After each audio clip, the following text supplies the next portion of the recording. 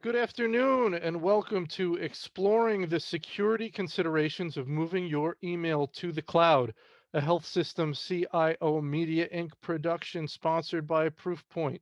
Just a little housekeeping before we get started. My name's Anthony Goriah. I'm the editor-in-chief of Health System CIO, and I will be your moderator today. We're looking forward to your participation. You can send in your questions or comments at any time in the Q&A box, and we'll have a poll that we get to later in the program. Nice way to view the screen. Click in the top center, get it in side-by-side mode. Then you can adjust the divider to get the slides and the video boxes the size you want them, and it should say speaker view in the top right-hand corner. Just so you see how we're going to spend our time today, we're going to go about 35 to 40 minutes with our main panel discussion featuring Steve Goriah, VP and Enterprise CISO with the Westchester Medical Center Health Network, Chuck Podesta, Interim CIO with UConn Health, and Ryan Witt, Managing Director of Healthcare for Proofpoint. So let's jump right in. It's an important topic, and we really want to explore it and dig out some value for our attendees today. So, Steve, let's start with you. Can you give us an overview of your organization and your role? Yeah, great, Anthony. Thanks for allowing me to join you guys.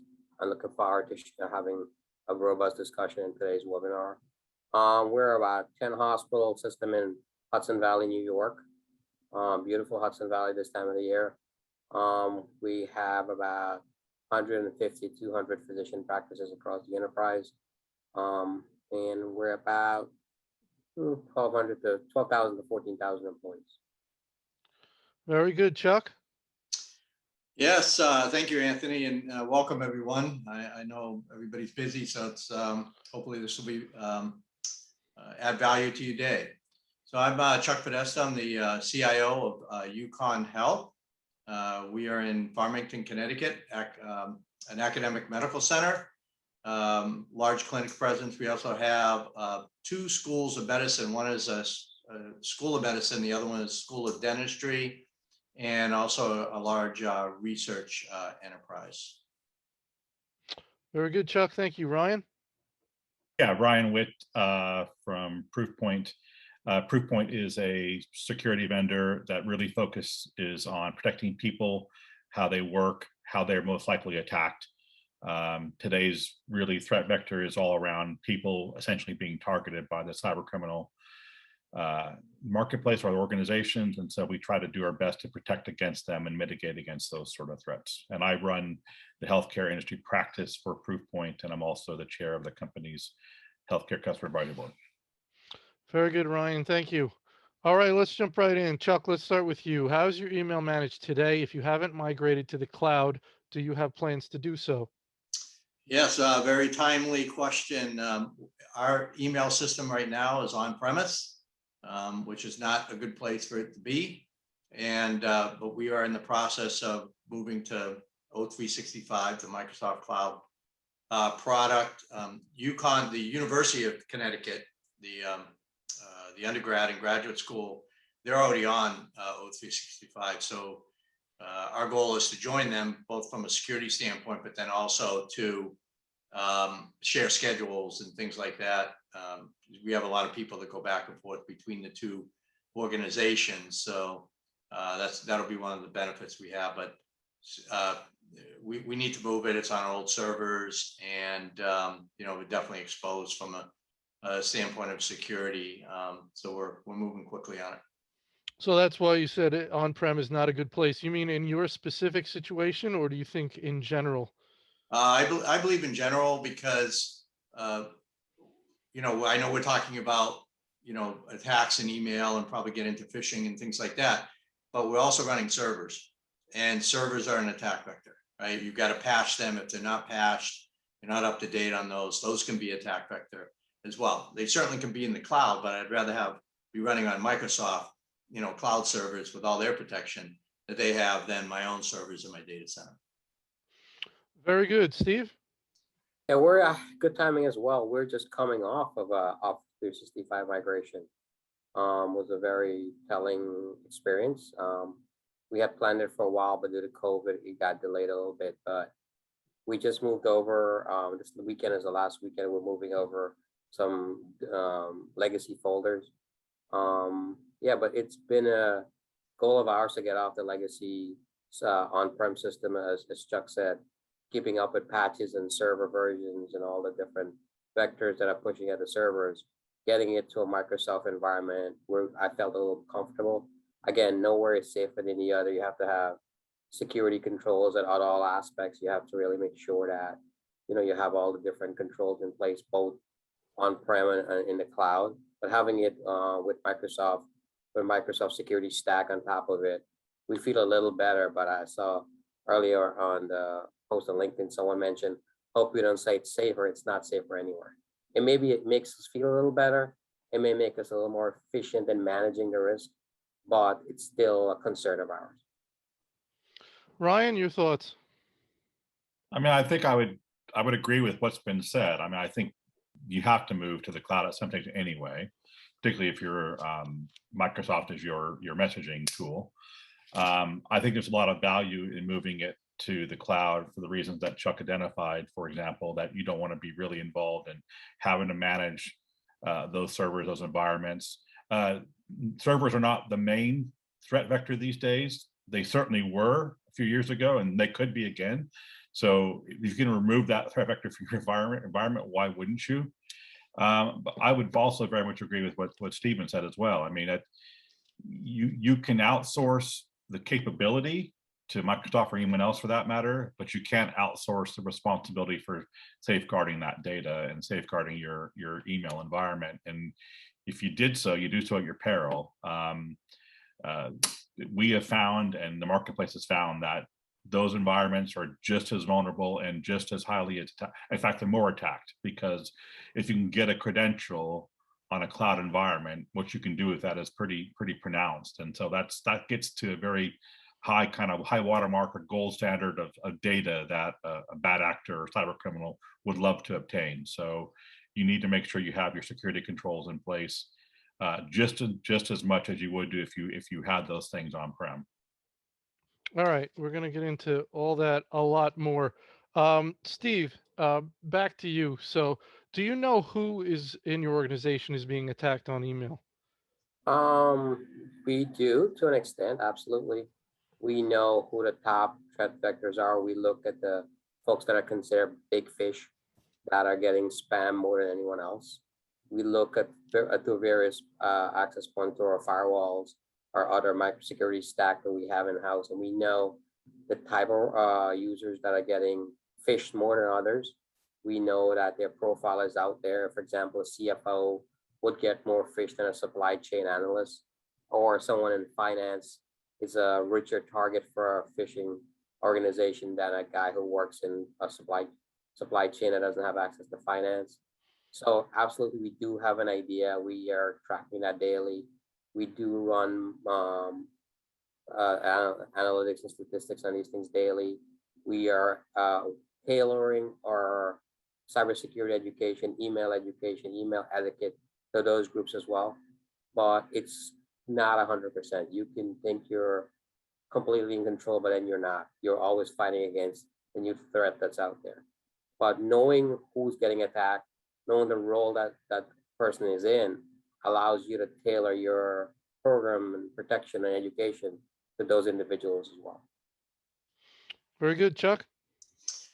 Yeah, so very similar to Steve. We're actually a Proofpoint customer for about a year now.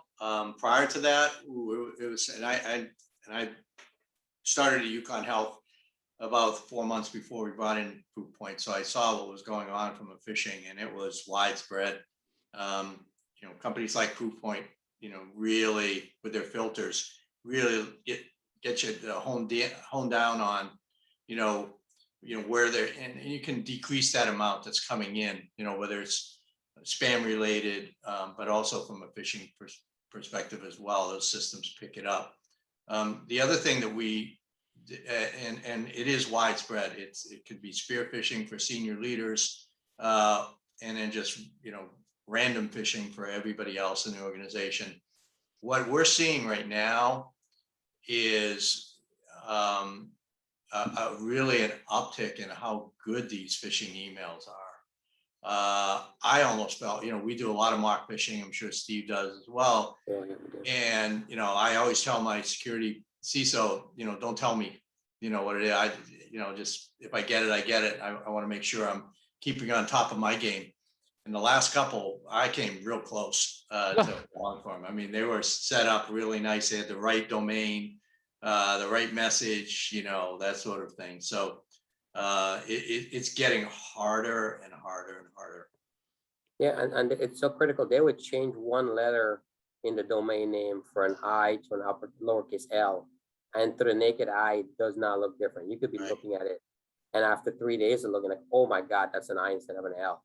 Or something that simple that makes us, unless you're have the trained eye, and even with the trained eye, it's hard to detect. But what bothers me too as well, some people are getting caught up in the obvious ones as well. And that's still shocking to me today. Knowing everything is out there, all the education we've done and everything we've done, there's some simple one that obviously don't click on it. And some people are still clicking on it. That really does concern me. Steve, do you see a point where you differentiate the remediation and the discipline, or the however it's going to be addressed, by how easy it should have been to detect? So, for example, if somebody clicks on something that's absolutely ridiculous for them to think was legitimate, you address that one way versus someone who clicks on something that's very subtle, as you mentioned. I think that's open for discussion with HR and senior leaders again. I think that has value. Looking at something that's that the I versus the L thing that Hmm. I saw someone clicked on versus an obvious says, your Amazon package was delivered, but it comes to your work email. Who does that? So, but it all depends on your organization culture. Different organizations treat things differently. Different organizations are willing to push harder than some. We can recommend as best we can and say this is the penalty, this is the remediation effort, this is how employees should be treated. But again, it all depends on the organization's appetite to address it. I see organizations now more open to penalties and punitive measurements. I know organization within our geographical area that would let someone go if they got caught once or twice. The first shot, your bonuses get taken away. Second one, you're gone. So it's absolutely should be considered, but again, it's all based on your organization culture. Yeah, we're doing the same thing, Anthony. We're moving into, because you have the data now, the repeat kind of offenders, and sometimes it's on the same type of phishing, and so what we're doing now is we do have online training that people have to go through on a regular basis, but we're targeting the ones that have the multiple, they go into multiple times and click on things. So luckily it's not huge, but all you need is one, right? When it comes to ransomware and things like that, just one person.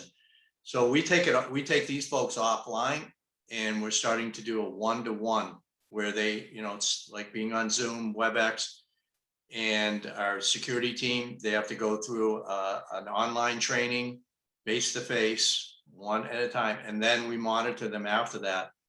And we're still finding some people are still falling for it even after intense training.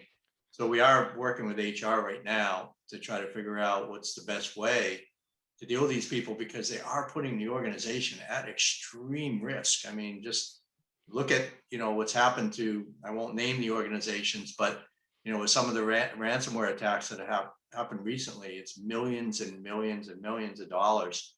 And you can't have one person constantly violating or not understanding or whatever they're doing, stay employed in your organization. It's just too much of a risk. Chuck, one of the things that we found that worked really well is moving from the online training to the in-person training and appealing to these people in more with visual graphics and stories, but also being in front of that person and looking them in the eye and trying to engage them and convey to them the seriousness of just clicking on something. We all have taken those HIPAA courses online, and we click through them and I know that. But unless you get in front of these people, so what I found that if you're one and then you click on the second one, you'll put in on in-person training in front of us, and we're going to deliver the message to you, speak, look in your eyes, and try to convince you that how significant it is what you've done. That, Yeah, I that's mean, worked tremendously for us. building upon that, I mean, I want to go back to some of the targeting in a second, but just building on what Steve just said, I mean, we pivoted our training courseware to do just that. So our courseware, it had a compliancy angle for the most part, but we really pivoted to say it's about patient safety now. And so there's an implication of if you fall foul of a phishing attack or other forms of attack, you are putting the institution at risk. You are putting the institution at an inability to provide kind of basic patient care. And it is a patient safety issue. It's a Hippocratic oath issue. And so don't want to over dramatize this, but I mean, there is a direct connection, and we saw this, and I think Chuck alluded to it. I don't want to name the organization either, but there's some very large, well-funded organizations who basically could not provide basic patient care to their population base for the best part of a month. And so it could happen. Going back a little bit, we try to make a distinction between commodity-based attacks, so the kind of attacks that everybody's receiving in the millions, and those attacks we would expect for the most part to get blocked by any sort of sophisticated sort of email gateway should be able to block those sort of attacks. And those attacks generally go towards the big fish. Anybody who's got a large sort of public presence will get targeted, to be sure. But more and more, we're looking at severity of attacks. So what are the very, very targeted attacks that are very directed towards a specific member of the organization or a specific group within the organization, department or whatever? And to us, those are the ones that cause us more kind of concern, because as Chuck alluded to, the sophistication of those attacks are very pronounced now, and the level of social engineering that the cyber criminal organizations are using to understand you as a person, your role, your job function, where you fit in the organization, what your likely signing authority might be, what you likely have access to, and then them writing a very compelling lure with all the right sort of vernacular that would make you want to, would feel natural to interact with that sort of email. I mean, it's happening, and I don't want to over emphasize how sophisticated these lures now are getting. And just during COVID, we saw this as the COVID news cycle changed. And it almost changed on a daily basis, from, what is COVID to how do I get PPE to what does the CARE Act give and tax. I mean, the lures were changing daily with the news cycle. And if you're receiving these sort of emails, you're having to kind of wrestle with constantly, is this email legitimate? And I could see why, as Chuck alluded to, it's becoming difficult. Yeah. Chuck, it sounds like do you think that healthcare organizations are struggling with how to address this in terms of the severity of the consequences? Healthcare organizations are notorious for sometimes not dealing with problems. People stay 20, 30 years, perhaps not as effective as they once were, if ever they were. They just don't deal with problems. So when we come to security and breaches and things like that, I wonder, is there a tug of war between security, IT security, and HR in terms of you might have IT security saying, you got to do something about this. We can't have this keep happening. And HR is, well, let's talk to them again. Do you see that becoming an issue? Absolutely. Just like anything else with security and breaches, and until it happens, then you get everything that you need to have in place, right? You get the money to do the products, you get penalties for people, falling for phishing, but it's always after the fact in healthcare.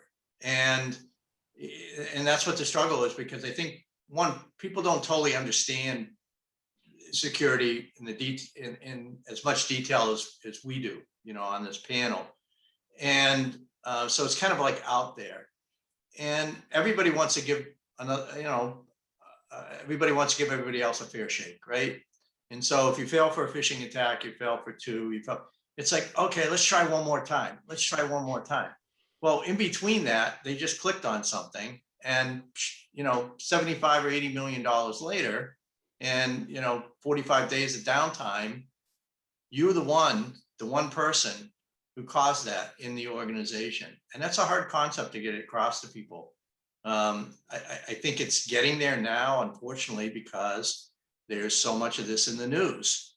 And so CEOs are saying, wow, did you see what happened to so-and-so over here? Can that happen to us? And what can we do about it? And now they're starting to take it more seriously. But unfortunately, you got to have these failures before people respond. Steve, any thoughts, sir?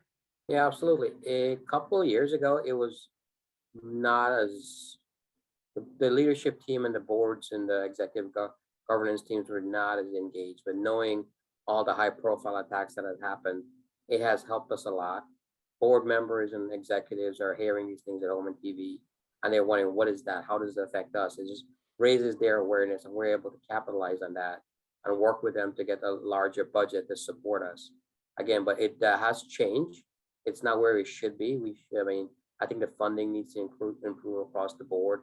I think the awareness is there. Awareness has gotten much better, but again, the layman on the floor, the folks in finance that has access to something, don't really get the consequence of clicking on an email.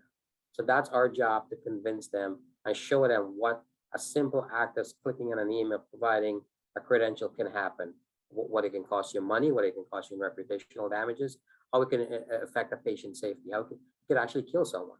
So really realizing and teaching them and showing them what can be done from a grassroots level all the way up to the executive team will help. But again, it has gotten better, but it's not where it should be. Ryan, any thoughts? I would agree. It's definitely gotten better, but we have a long way to go. I mean, what I call the meaningful use era, where there was a race to go secure the dollars associated to making sure you can roll out your EMR. People or organizations were trying to satisfy the requirements, security requirements, to get those dollars. And I think it gave healthcare a false sense of security, kind of pun intended. Knowing that, okay, well, we satisfy the requirements for meaningful use, and we therefore have met the basic standards for security, so for securing our data, but probably deep down knowing that maybe they weren't secure overall. And I think, unfortunately, it got borne out in terms of the attacks we've seen over the last 5 years. But if I think about the conversations I'm having, I would say hospital boards definitely get it. I think clinicians definitely get it. So once upon a time, it was thought that the clinician or the physician was going to be the roadblock, because they don't want to have any sort of adverse impact to workflow or to patient care. But I think they now do recognize that they need to have access to these systems, and to ensure they have access to these systems, they need to have some controls in place. And so I think the needle is definitely moving in the right direction. Is it moving quickly enough? Perhaps not, but we are seeing a definite marked change in the attitude towards protecting this data, because it's the right thing to do, because it's a patient safety issue, not because there's some sort of legislation that says you have to. Right. I would add that clinicians are more receptive now than ever before of me restricting what they can do. In the olden days, 2-3 years ago, I try to restrict their access to data, putting something on their mobile phone, allowing my email on your phone. It was a firestorm. Now you can talk to them, they understand, they're willing to work with you, they get it. Yeah, they don't want to be bothered inconvenience, but they get it. And you got to use that to your advantage. But I see a definite improvement across the board, but a long ways to go. Yeah, no, Go ahead, Chuck. I agree with, but think about it from the past, even 5 years ago, was anybody even talking about ransomware, right? I mean, everything we were trying to do was protect PHI.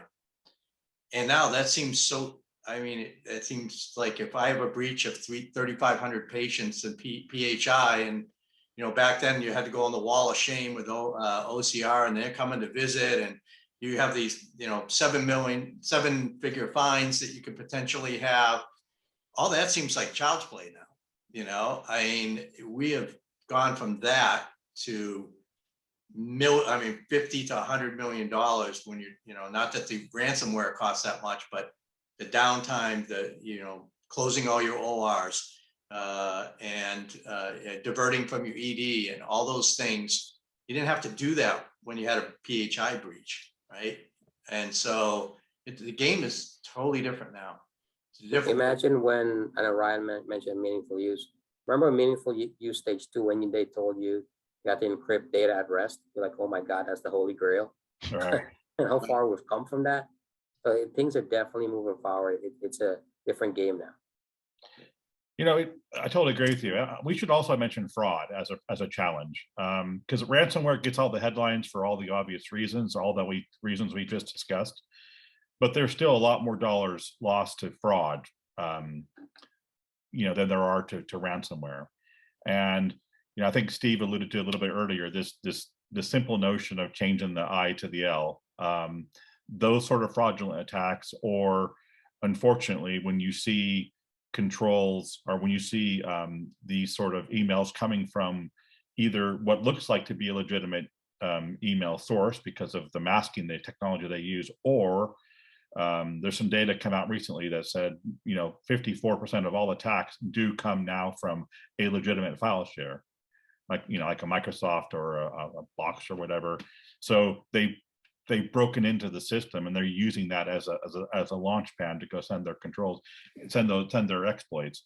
Like those sort of fraudulent attacks, whether they're based on hitting your foundation and trying to hit charitable contributions, whether they're hitting your supply chain, whether they're trying to go exfiltrate IP from your research organization, if that's a component you have in your institution, those sort of attacks are what we see most regularly on a day in, day out basis. And those are the ones that are costing healthcare the most real dollars. Ransomware is something that absolutely we have to be concerned about, but those are thankfully still a little bit, although they're noteworthy, they're still a little bit infrequent, and we're not seeing too many of them. When they happen, of course, they're severe, but it's worth noting that imposter style attacks or fraud attacks are also kind of like one of the huge things that are impacting healthcare. And they're kind of, again, outside of the OCR sort of wall of shame remit, because it's not about violating or stealing someone's data. It's about exfiltrating or redirecting funds. All right, very good. Next question. Chuck, we'll start with you. What controls do you put in place to protect your most attacked users? And what controls do you have in place to detect fraud, such as imposter emails, domain spoofing? Yeah, so besides Proofpoint, which helps out a lot in what we're doing, we're also putting in some looking at some products around. We actually have a big security uplift that we're doing right now. It actually started last fall. And if you remember that Ryuk targeted ransomware attack, we were one of 400 organizations on the dark web list to be attacked. So we got that call from the FBI, and luckily we did not get attacked. It actually helped me move forward faster on some initiatives. We put in CrowdStrike managed services, Cisco umbrella. Within like 3 days, had these things up and running.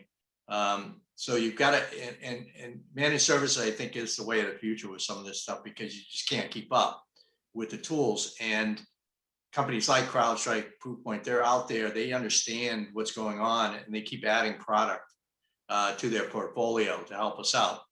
One of the big issues here with phishing is that you can, you do all the mark phishing you want, but there's a lot of accounts that get compromised on a regular basis that you don't know about. You may think you're okay because you have a low percentage of people falling for phishing, but these accounts are being compromised and they're not being used yet. And again, back to ransomware, a lot of times they sit there for months and months and months before they come in and wreak havoc. So there's products, CrowdStrike has something called Vulcan. There's other companies out there that have other products that actually go out and tell you how many of your accounts have been compromised, however they were compromised, most likely through phishing. And you've got people who've got administrative rights and things like that have been compromised. And you've got accounts that haven't been used in 5 years that are still on your system. You need to do something about those.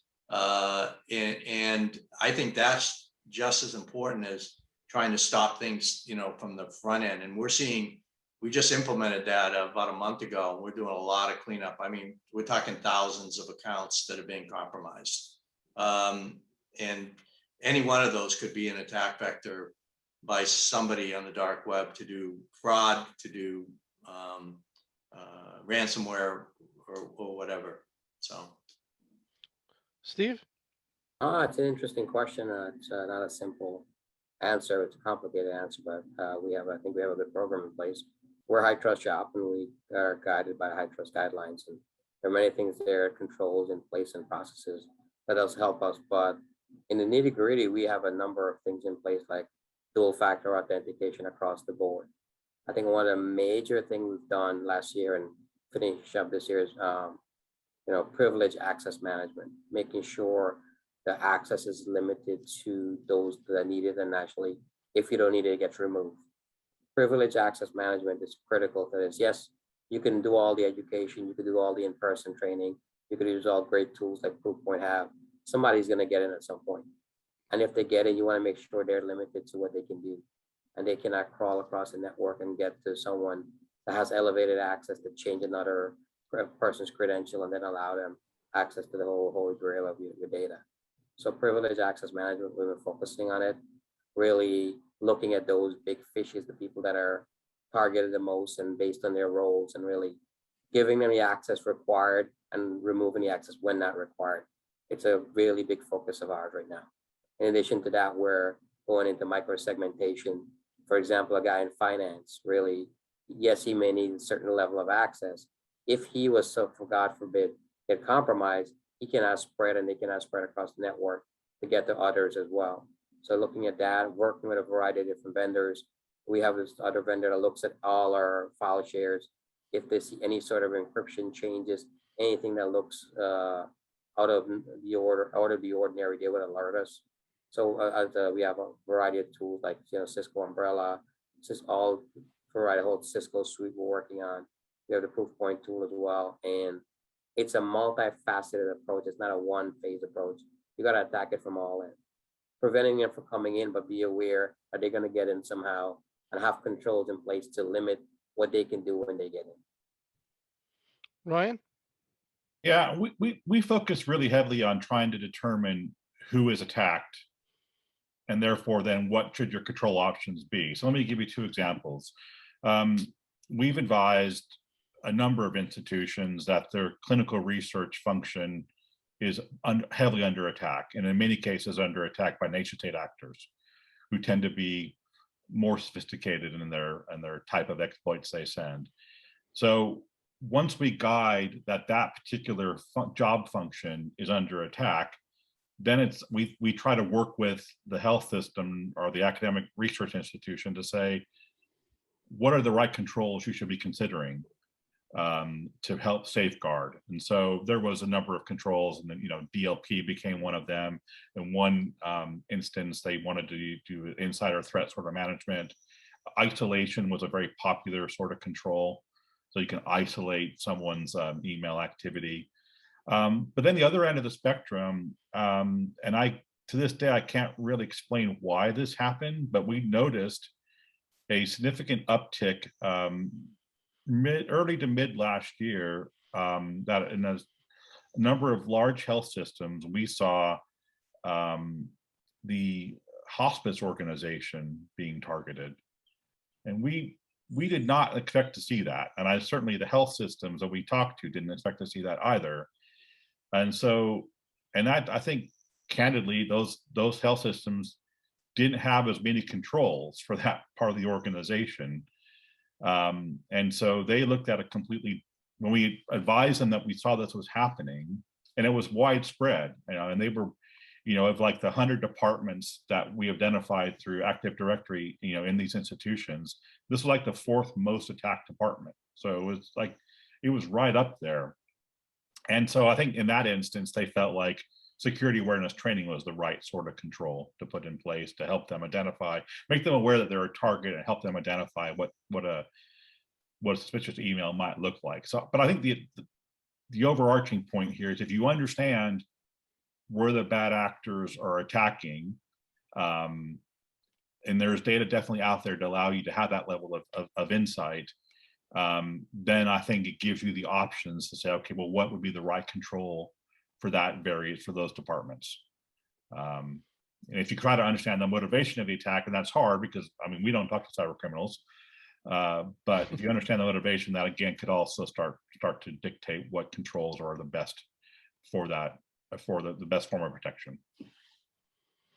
All right, very good. Let's get a little bit more into the cloud issue. Steve, let's start with you. One of the main concerns with moving email to the cloud has been security. Some see it as improved. Some, we mentioned it still challenges. How does moving your email to the cloud expand its attack surface? And what are you doing to mitigate against these threats? Well, as we discussed earlier, Anthony, the threat, I think, exists no matter where you are. With phishing emails and all spear phishing, and not just ransomware, but criminal attacks as well, does exist both on-prem servers versus the servers in the cloud that are managed by Microsoft or wherever you have. We feel a little better that the patches of the servers and the management of the server and being in a Microsoft stack, we feel a lot better that we're a little more protected, but you still have to have all the controls we spoke about earlier. You still have to make sure that you're targeting, making sure reduce the spam. You got to continuously educate your user, bring in user awareness training, really focusing on them and understanding the gravity of getting clicked or caught in a spear phishing, understanding all the different level of controls we spoke about earlier. Yes, it is a little more secure, as in you're in a little more controlled environment, but I personally feel the risk is still there, and you still have to carry on as you would with all the controls in place, both on the technical side, but also on a user behavioral side, organization, culture, punitive remediation for people that have really clicked on things more than once. And also the most important is really getting the users to understand the gravity of what impact would be of them clicking on something. Steve, do you think of it in a sense that you're paying to offload some risk? Like you're paying Microsoft for them to then assume some risk? Because it's hard to tell in some of the statements we hear, no, you're not absolved of anything here. You still have total responsibility. So I'm just not sure how to think of that. I don't think you're paying them. I think the risk still exists. I think it's the way the world is going for efficiency and management of the servers. But I don't think moving to Microsoft Office 365, you do it for risk mitigation effort at all. It may be perceived a little less risky. The risk is still there, but that is not the main goal of moving to Office 365 at all. Chuck? Yeah, no, I agree with Steve. I mean, the main goal for most organizations, for us included, there's an ROI associated with, you're getting rid of the capital cost of the servers, upgrading those. Storage on-prem is a lot more expensive than storage in the cloud. So you can expand people's emails, their storage to much greater space than what you can do on-prem. And you don't have the capital cost anymore. It's all OpEx at that point.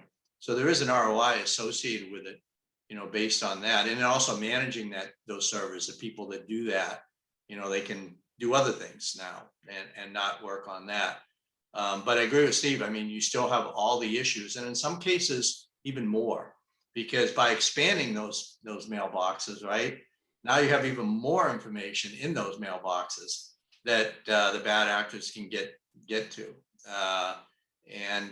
When you talk about clinical research and things like that, they're going to be storing a lot more intellectual property and things like that can be accessed by a nation state or whatever the bad actor may be out there. So you do have that risk. On what Steve says is right. I mean, you still have to have two-factor authentication and Proofpoint and all these other tools in place to manage that.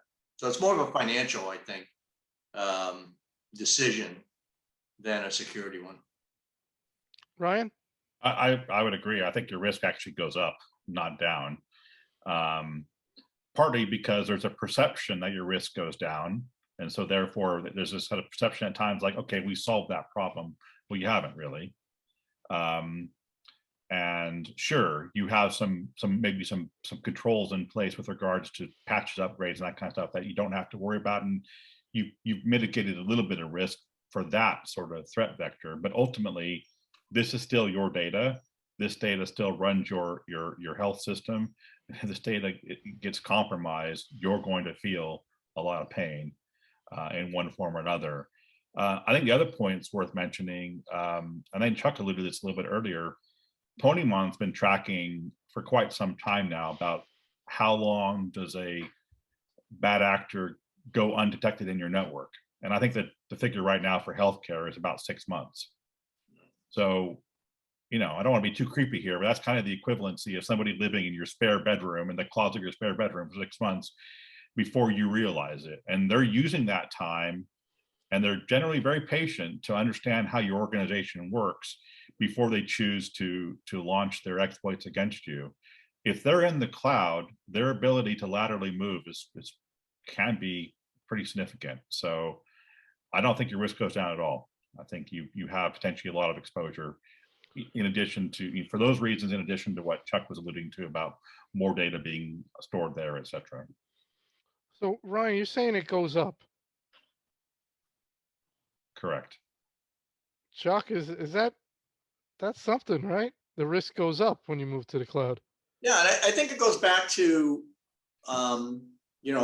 what Ryan said and Steve alluded to earlier as well, was that, the attacks aren't coming at the server level as much. If you're behind in patching, that's a bad thing. And those servers are on premise. But, the denial of service attacks and things like that, you don't see that much anymore. It's less frequent.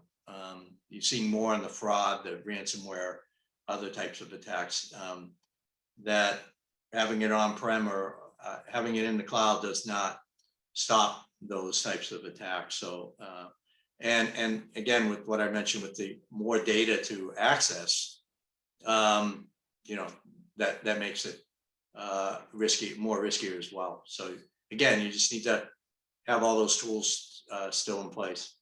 Yep, it's a financial play. That's what you're saying. All right, I want to do our Ask a Co-Panelist segment. Ryan, why don't you start off? Do you have a question for one or both of your co-panelists? Actually, I wouldn't mind touching on that question that came through via chat as well. Mr. Spooner, our friend, industry legend, Bill Spooner. Right. We love him. We love him. Do you want me to, let me read it off, Ryan, and then you can start with it. Sure. Colonial Pipelines attack is reported to have been enabled by lack of MFA on a single server. What is the state of multi-factor authentication implementation in your organizations? 100%. Ryan, what are you seeing industry-wide? So we want to put that to, Ryan, you want to address that, or we want to put it to our other co-panelists? Put to the co-panelists, and I'll All come right, on. Steve, why don't you jump in?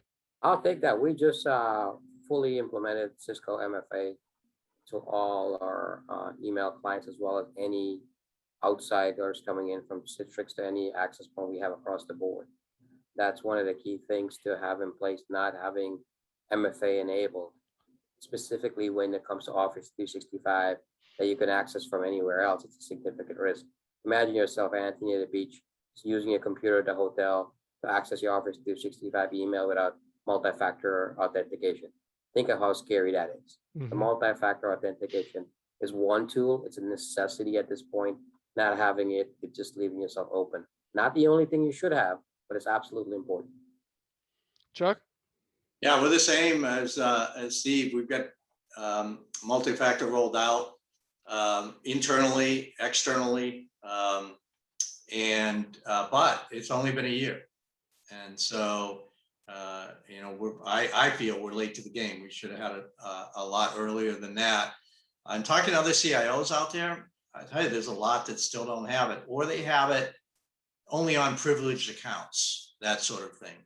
And again, to me, it's they run into the kind of the roadblock. A lot of times if you have research, you get pushback from the researchers on the difficulty to sign in. They don't understand why they need to do this two-factor stuff. You also get it across the board sometimes with physicians and other people in the organization. And if they make enough noise, then you limit the implementation of it. And you've got to figure out a way to push through on that stuff. And I know some CIOs and some organizations are struggling with that. Very good. Steve, do you have a question for one or both of your co-panelists? Well, I want to just Oh, add to sorry, that. Ryan, go ahead. That's okay, no problem. So from my point of view, email is the largest delivery vehicle for ransomware, with the one exception, and that is any sort of RDP device that only has single factor authentication. That is by far the main delivery mechanism for ransomware. And I'm sure there's data out there on this, but I wouldn't be surprised in healthcare if we saw adoption of multi-factor on those sort of devices to be less than 50%. So Actually, we have a long way to go. Yeah, I actually had them all removed recently and try to put a VPN client in there with multi-factor. That was a gaping hole we had, specifically on the radiologists out there reading with large images needed to have a robust pipeline coming back to the organization. So that's definitely a concern, and we've gotten ahead of that, but I could see where others have not even addressed it or realized that the concern that's out there. Very good. Steve, do you have a question for one or both of your co-panelists? Yeah, Ryan, I know you work with various different health systems, and I know we're all, up on ransomware and the various attacks, and I know a lot of it's been in the news, a multitude from the colonial pipeline to various different hospitals. Everyone is being attacked. What are you seeing on the board level, the executive level, as the urgency and the ability to spend more this year versus last year, and really to refocus and expanding your cybersecurity capabilities? That's a good question.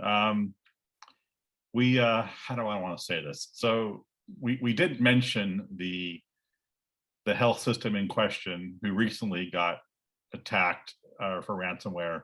The West Coast health system, let's call it that way.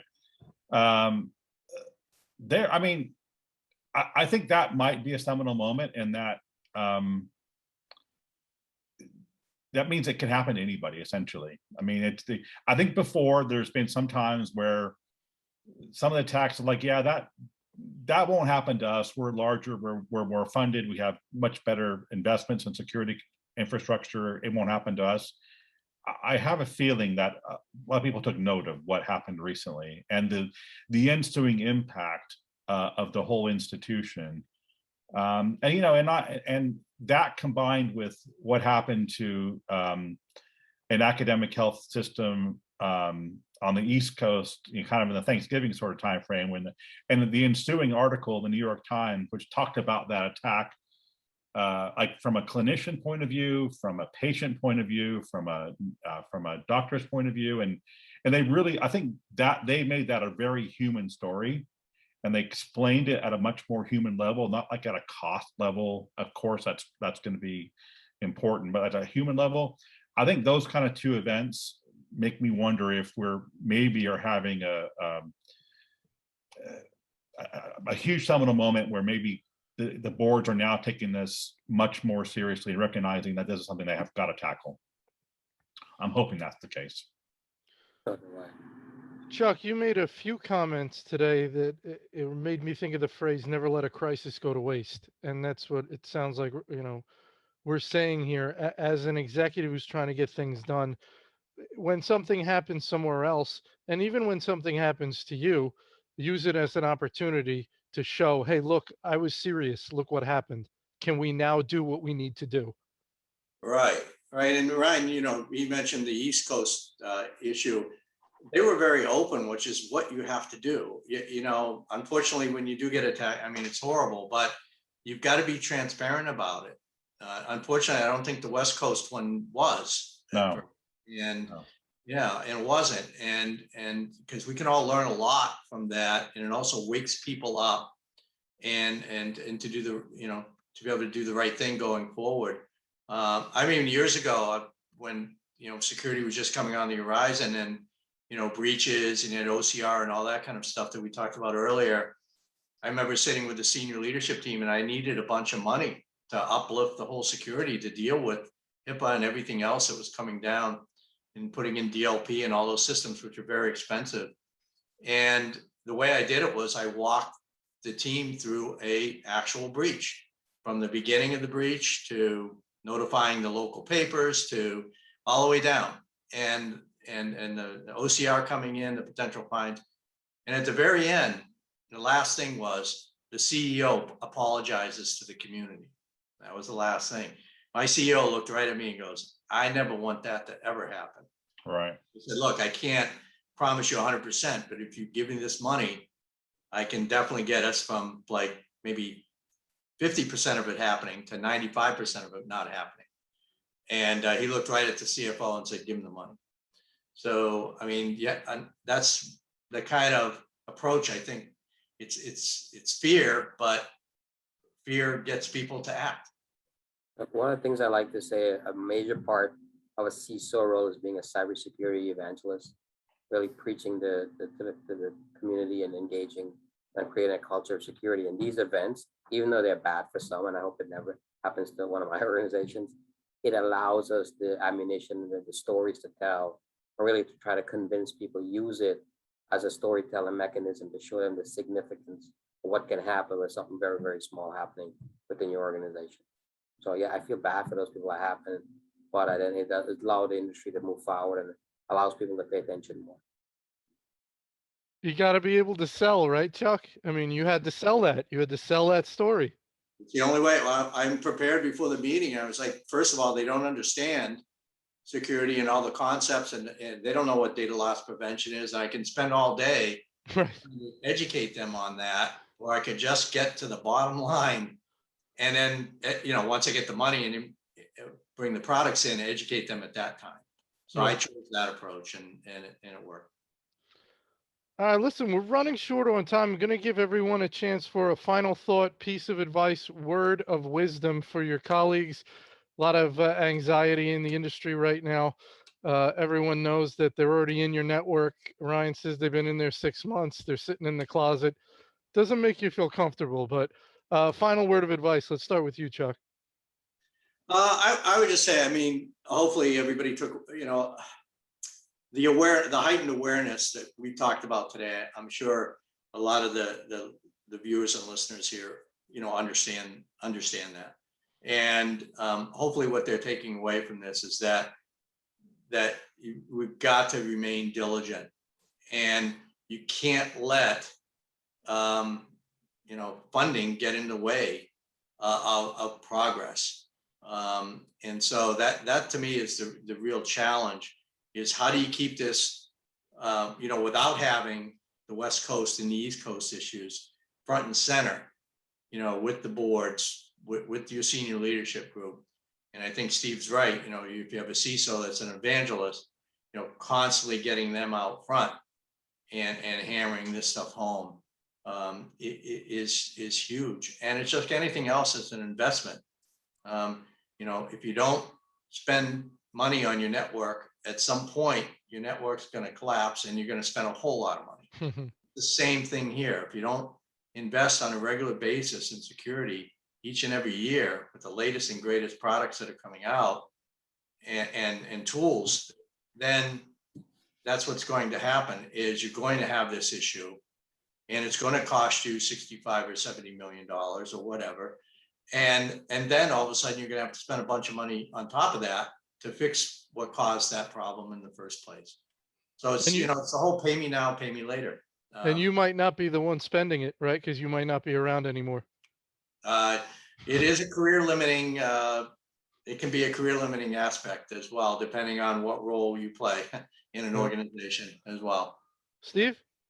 Advice. I would just say not let down your guard as you move to Office 365.